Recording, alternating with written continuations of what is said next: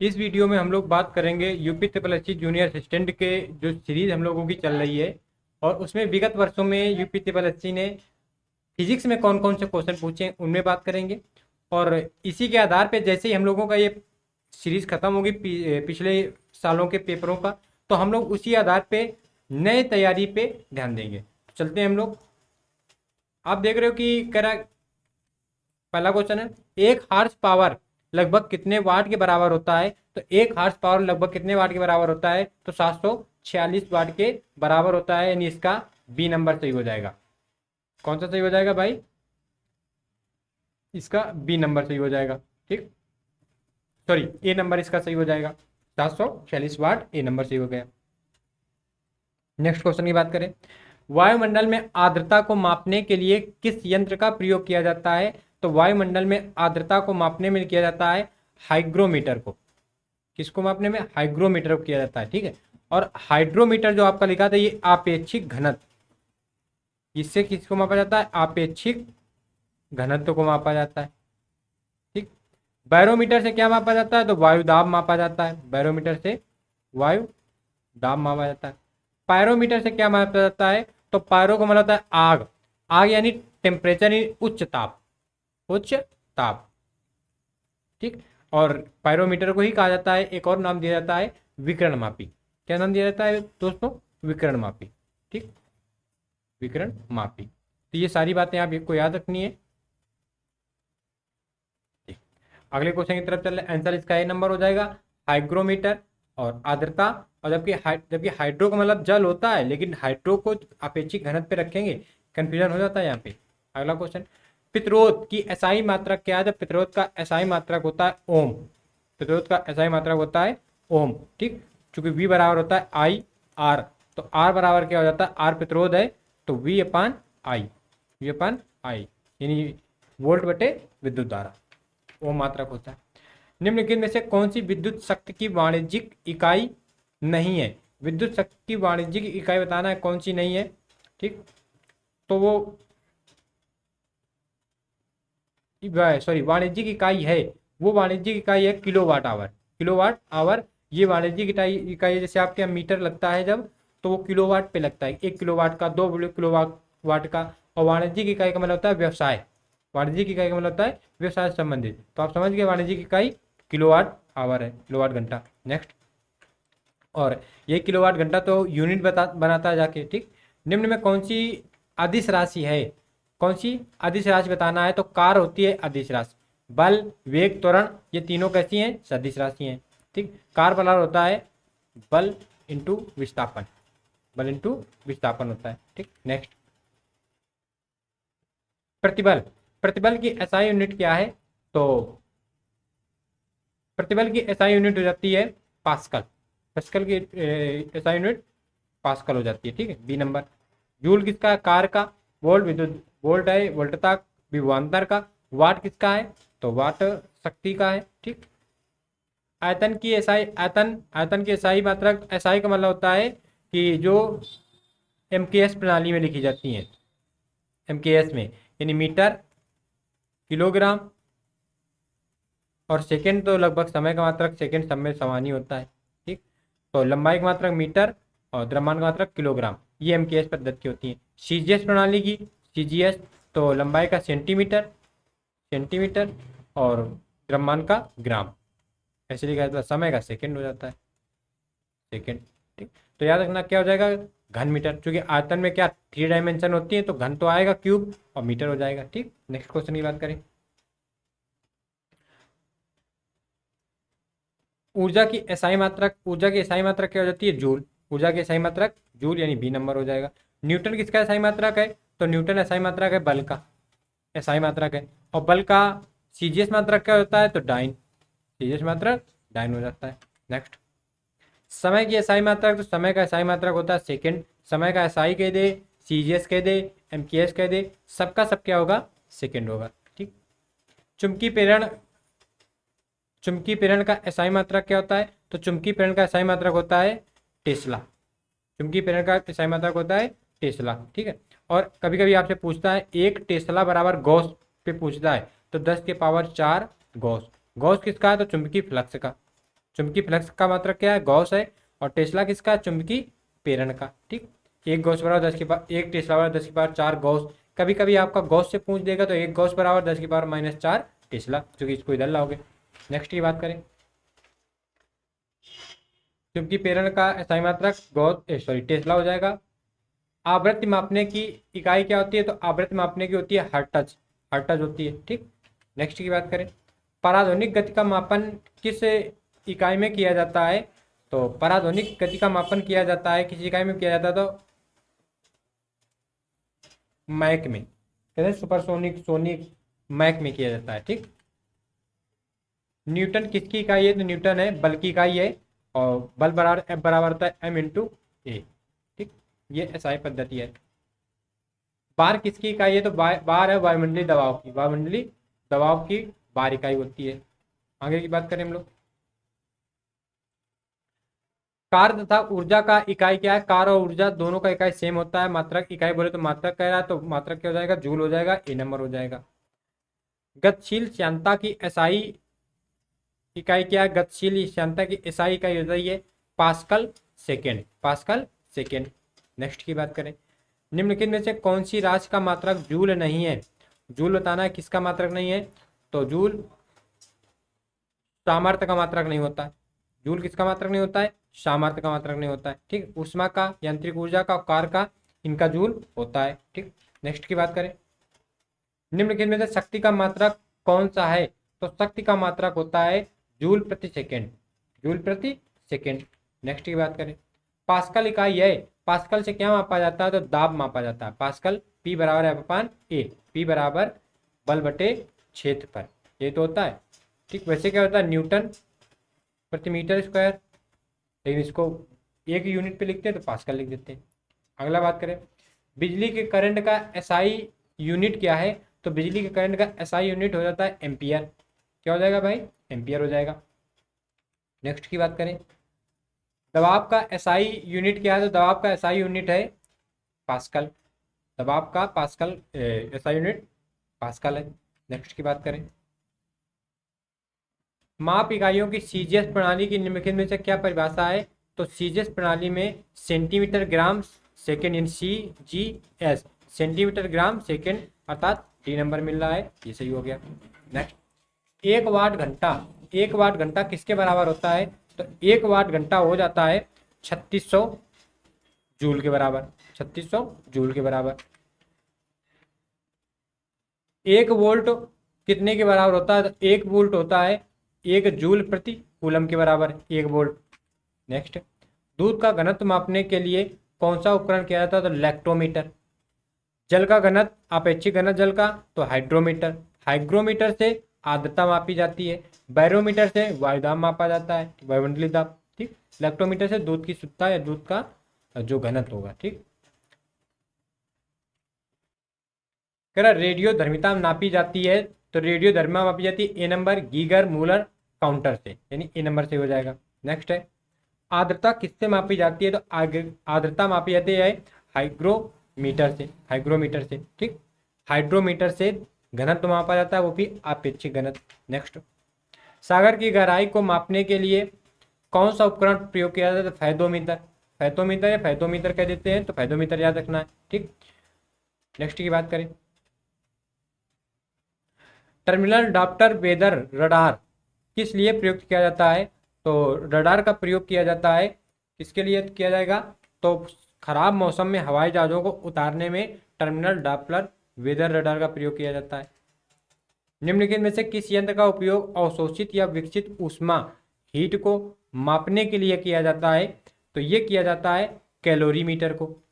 किसमें कितनी ऊष्मा है, कितनी अवशोषित हुई, कितनी विकसित हुई, इसका मापन कैलोरीमीटर से किया जाता है। अगला क्वेश्चन कह रहा है, निम्नलिखित में से कौन सी भौतिक राशि अन्य राशि से भिन्न है, तो देखो कार्य का मात्रक जूल होता है, गतिज ऊर्जा का मात्रक जूल होता है, स्थितिज ऊर्जा का मात्रक जूल होगा, बल का मात्रक क्या होता है, न्यूटन होता है। तो कौन सा अलग हो जाएगा, C नंबर अलग हो जाएगा। नेक्स्ट क्वेश्चन, झाड़ू सड़क पर पत्थर लुढ़काना ऊपर की ओर उठाने से अधिक आसान होता है, क्यों, क्योंकि लोटनी घर्षण सर्पी घर्षण से ज़्यादा कम होता है। लोटनी घर्षण सर्पी घर्षण से कम होता है। पत्थर को लुढ़काने में किया गया कार्य इसे उठाने की अपेक्षा कम होता है, यही सही है, इसी वजह से आसान होता है। ठीक, नेक्स्ट, वह कौन सी भौतिक राशि है जिसका आयाम, आयाम बोले तो विमा, आयाम बोले तो विमा ये होगी। तो अब आपको पता होना चाहिए, जैसे दाब की अगर हम बात कर दें तो P बराबर एफ अपान ए, एफ अपान ए, ठीक है। और ये बल हो गया, बल का क्या होता है m इंटू ए, विमा निकालने के लिए m इंटू ए, एम का क्या हो जाएगा m, ए का क्या हो जाता है मीटर पर सेकेंड यानी L T-2 हो जाएगा। ठीक, नीचे क्या है, नीचे L स्क्वायर है, L2 है, बड़े कोष्ठक में लिखा जाता है, ऊपर आएगा तो माइनस का 1 बनाया जाएगा, तो दबाव का तो होगा नहीं। संवेग बराबर क्या होता था द्रव्यमान इंटू वेग, द्रव्यमान इंटू वेग, तो इसका भी ना होगा।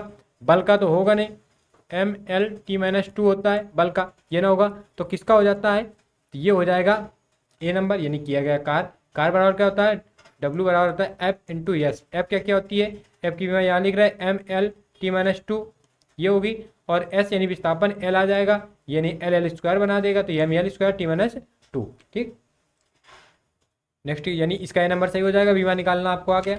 नेक्स्ट की बात करें, माचिस की डिब्बी की सतह से जब माचिस की तीली टकराती है तो ऊर्जा का कौन सा रूप एक चमकीली लौ में प्रज्वलित होने का कारण बनता है, तो वो होता है रासायनिक ऊर्जा, क्योंकि उसमें फास्फोरस वगैरह लगा होता है, तो रासायनिक ऊर्जा क्या होती है, और फास्फोरस रासायनिक तत्व है ही।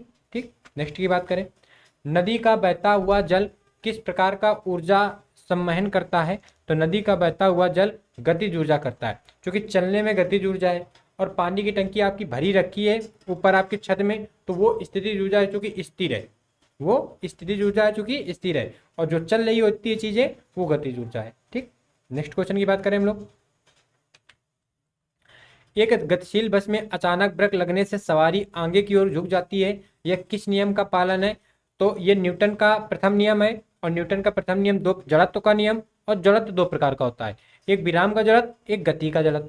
विराम का जड़त्व क्या होता है कि जो वस्तु जिस स्थिति में है उसी अवस्था में रहने का प्रयत्न करेगी जब तक उसमें वाह बल न लगाया जाए। गति का जड़त्व क्या होता है, यदि कोई वस्तु गतिशील है तो उसी अवस्था में रहने का प्रयत्न करेगी जब तक उसमें कोई वाह बल न लगाया जाए।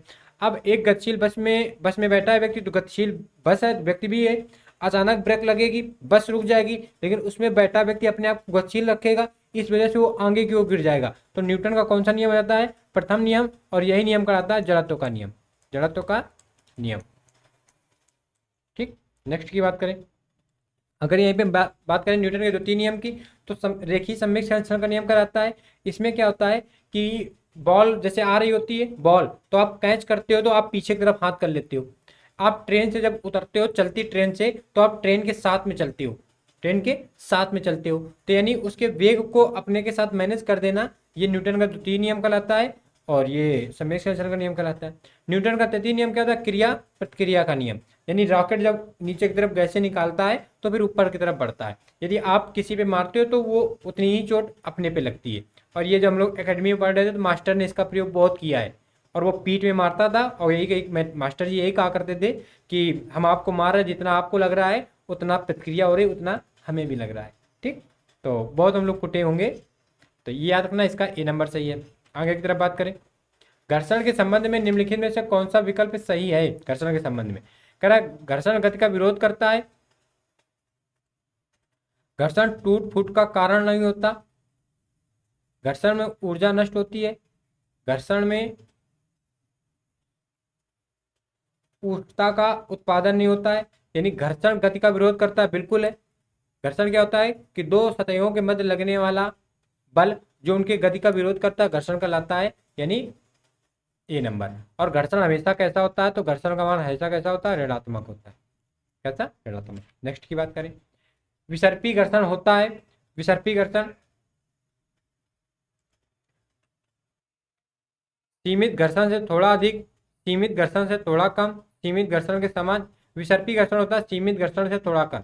विसर्पी घर्षण का मतलब होता है सर्पिलाकार, यानी किसी चीज को खिसकाना ज्यादा आसान है कि लुढ़काना ज्यादा आसान है, तो खिसकाना ज्यादा आसान होता है। ठीक, नेक्स्ट की बात करें, जेट इंजन किस घटना के आधार पर काम करता है, तो जेट इंजन किस घटना पे, तो रैखिक सम्यक संरक्षण के सिद्धांत पे काम करता है जेट इंजन, यानी बी नंबर। ठीक, एक साधारण लोलक की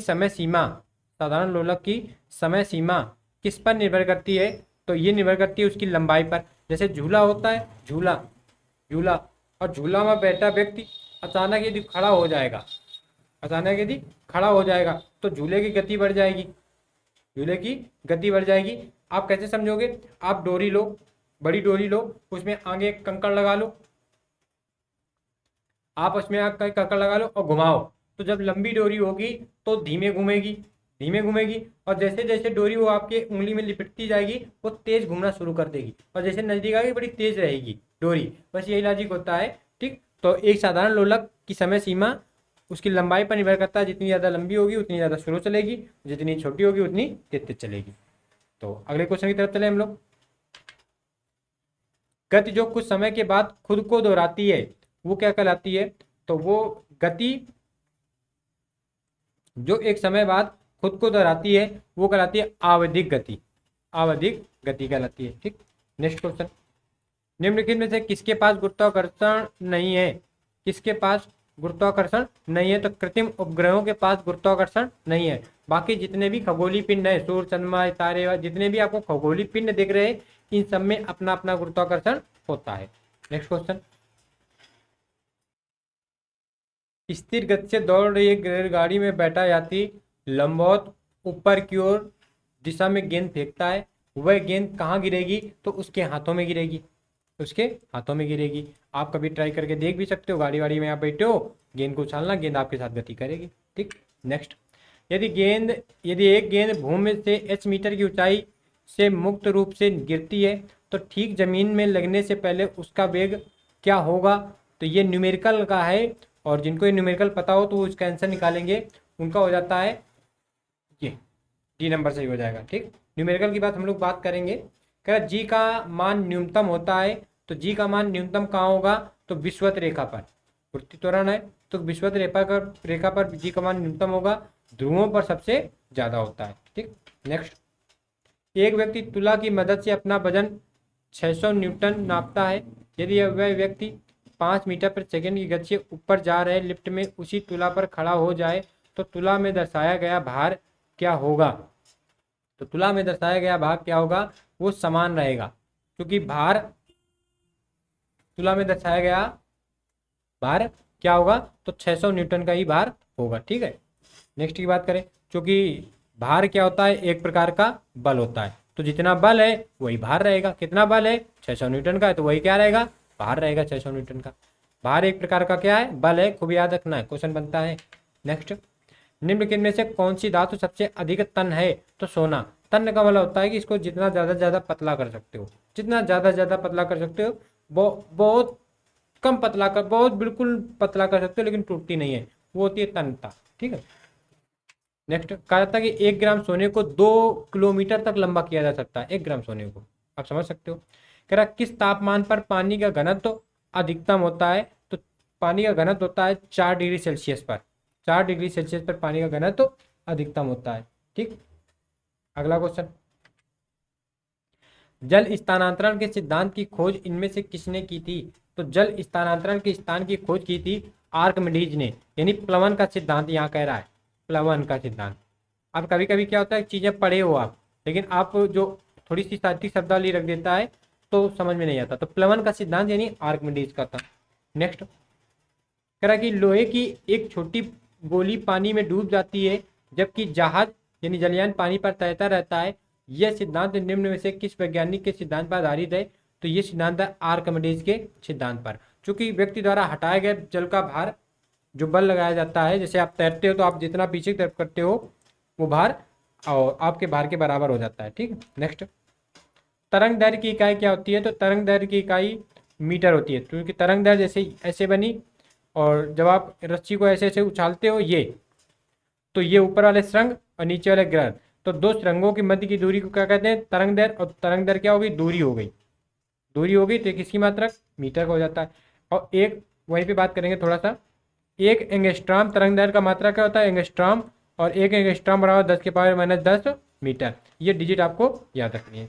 अगला क्वेश्चन है, एक कंपित क्वार्टर क्रिस्टल द्वारा हवा में उत्पन्न अल्ट्रासोनिक तरंगे अल्ट्रासोनिक तरंगे किस तरंग का उदाहरण है? तो यानी क्रिस्टल द्वारा हवा में उत्पन्न अल्ट्रासोनिक तरंगे यानी ध्वनि तरंगे हैं। और ध्वनि तरंगे किसका उदाहरण है? तो अनुदैर्ध्य तरंगों का। अनुदैर्ध्य तरंगों का, अनुदैर्ध्य तरंगों में क्या होता है, जो कंपन होते हैं वो तरंग के गति के समांतर होते हैं, तरंग के गति के समांतर होते हैं। जैसे आप स्पीकर ही देखते हो इसका, तो स्पीकर ऐसे का बना होता है, ऐसे ऐसे करके बना होता है, ऐसे, और यहाँ पे ऐसे लगा होता है, ये ऐसे स्पीकर बना होता है ऊपर की तरफ। ये तो ये क्या है, कंपन है और इसी तरफ गति हो रही। जब आप रस्सी को उछालते हो तो रस्सी ऐसे ऊपर नीचे चलती है, यहाँ देखोगे आप ऐसे ऐसे चल रही है, ऐसे ऐसे ऊपर नीचे गति कर रही है, लेकिन बढ़ कहाँ के रही है? आगे की तरफ। यानी जो इनके दोलन है, यानी जो कंपन है, वो तरंग के गति के क्या है? लंबवत है। और यही क्रिया क्या कहलाती है? ध्रुवण कहलाती है। ये क्या कहलाता है? ध्रुवण कहलाता है। ठीक, तो वो क्या हो जाता है? अल्ट्रासोनिक तरंगे अनुदैर्ध्य तरंगे हो जाती हैं। अगले क्वेश्चन की तरफ चले। कह रहा एक ध्वनि तरंग का वेग 700 मीटर पर सेकेंड है और तरंग दैर्ध्य 25 सेंटीमीटर है। ध्वनि तरंग की आवृत्ति क्या हो जाती है? तो चाल बराबर होता है एन लेमडा। ध्वनि तरंगों की चाल बराबर होता है एन लेमडा। चाल कितनी है? 700 मीटर है। और एन क्या है? आवृत्ति क्या है? पूछ रहा है। और तरंग दैर्ध्य क्या है? 35 सेंटीमीटर। तो 35 सेंटीमीटर को बदल लोगे मीटर में तो 35/100।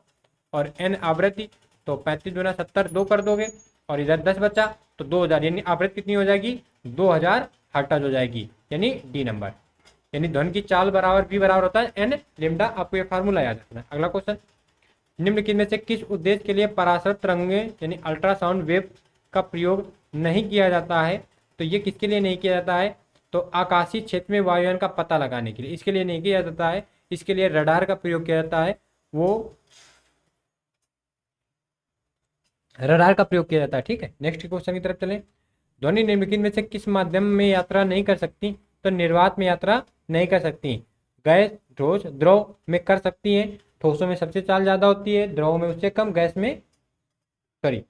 में चाल सबसे ज़्यादा होती है, द्रव में उससे कम, ठोसों में उससे भी कम। ठीक है, अच्छा ये क्या है? जैसे हम बोल रहे हैं तो बीच में ये वायुमंडल तो है, तो या तो गैसें ही तो हैं, तो यहाँ पे चाल ज़्यादा है। वही आप नदी में डूबते हो, वहाँ पे बोलते हो तो आवाज़ धीमी होती है। आपके सामने बिल्कुल ऐसे लगा दिया जाए दीवार, तो वहाँ पे तो और चाल धीमी हो जाएगी। ठीक, नेक्स्ट क्वेश्चन की तरफ चलें।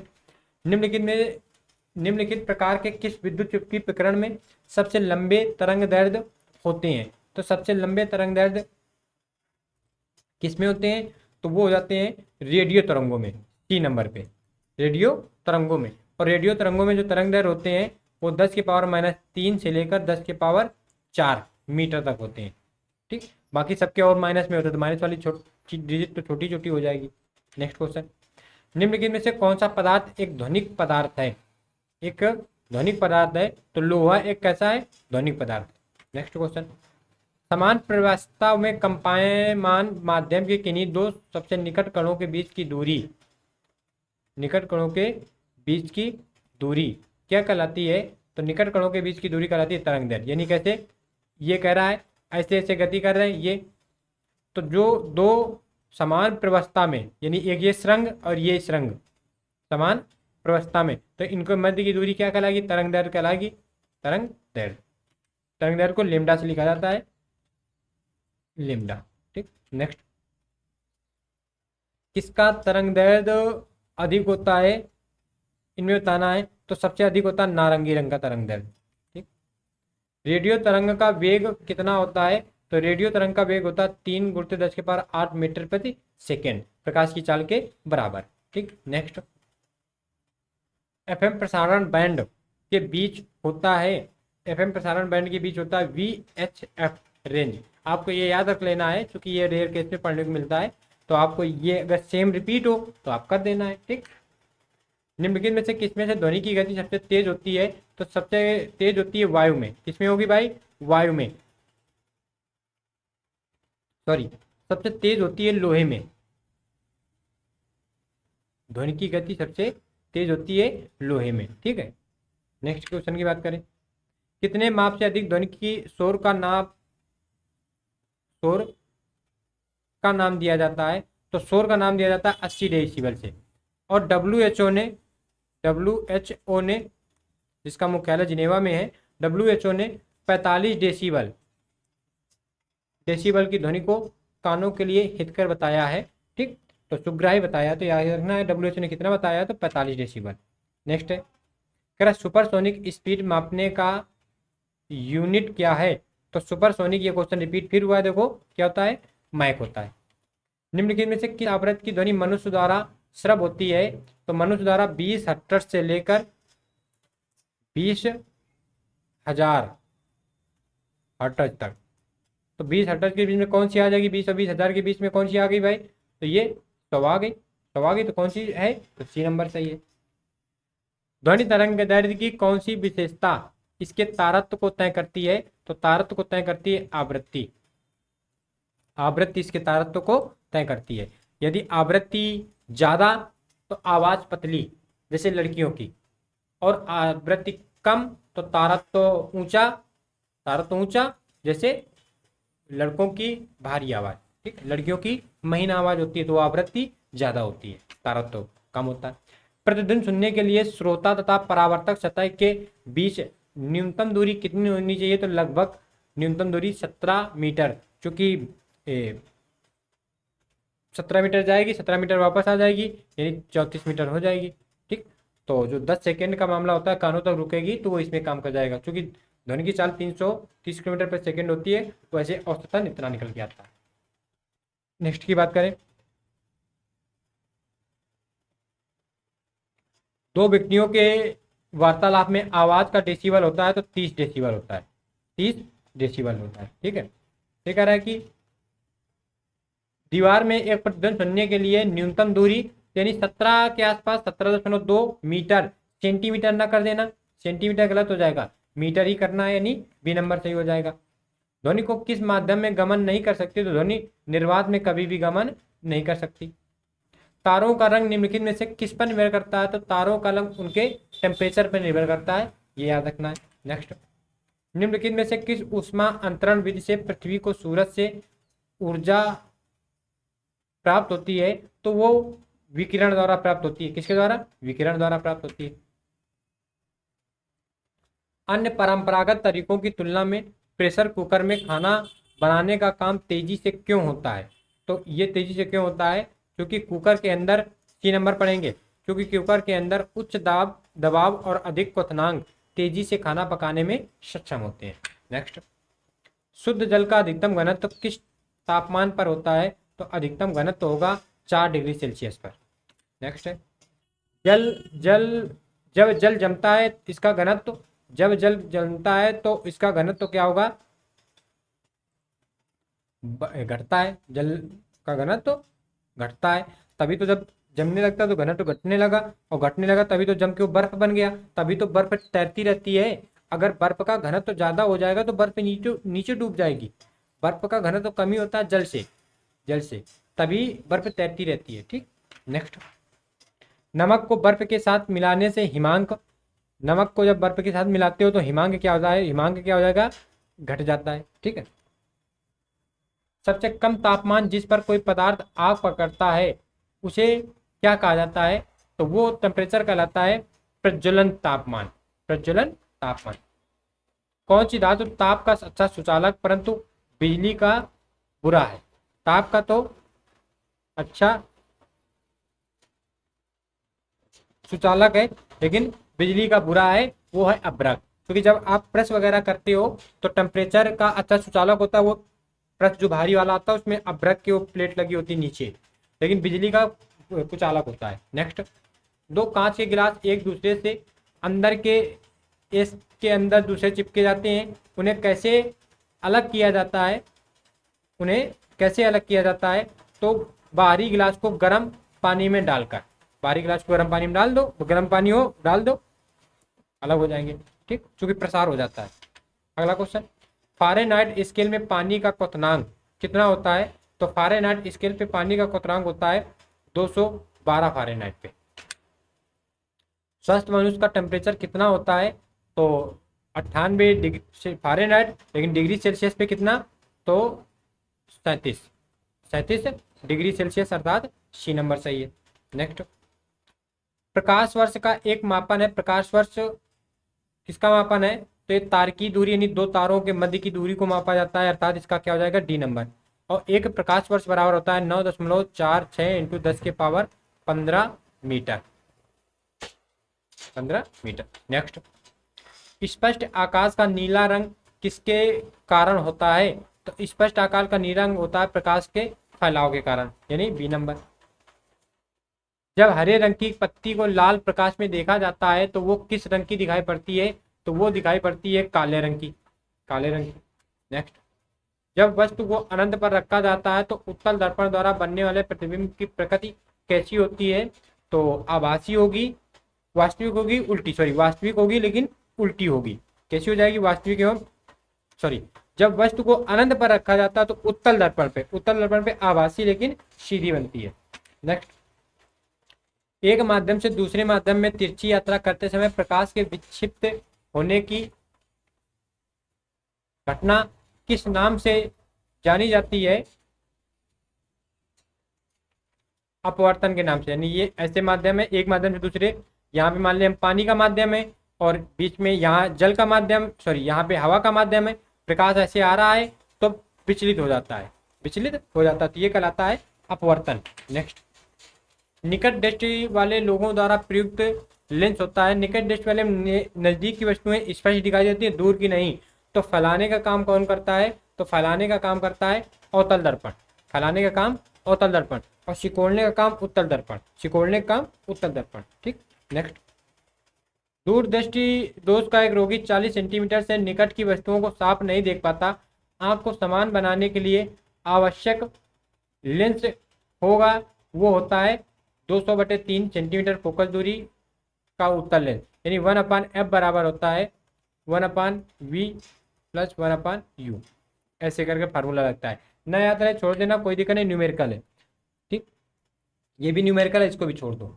ये देखो, किसी व्यक्ति का पूरा प्रतिबिंब देखने के लिए एक समतल दर्पण की न्यूनतम ऊंचाई होनी चाहिए व्यक्ति की ऊंचाई की आधी, अर्थात बी नंबर होनी चाहिए, ठीक। नेक्स्ट है, लाल गुलाब को जब एक नीले फिल्टर से देखा जाता है तो वो किस, ये दिखाई पड़ता है, कैसा दिखाई पड़ेगा? तो ये काला दिखाई पड़ता है, यानी डी नंबर। नेक्स्ट है, पर्दे पर उत्तल लेंस द्वारा वस्तु की वास्तविक आकृति बनती है।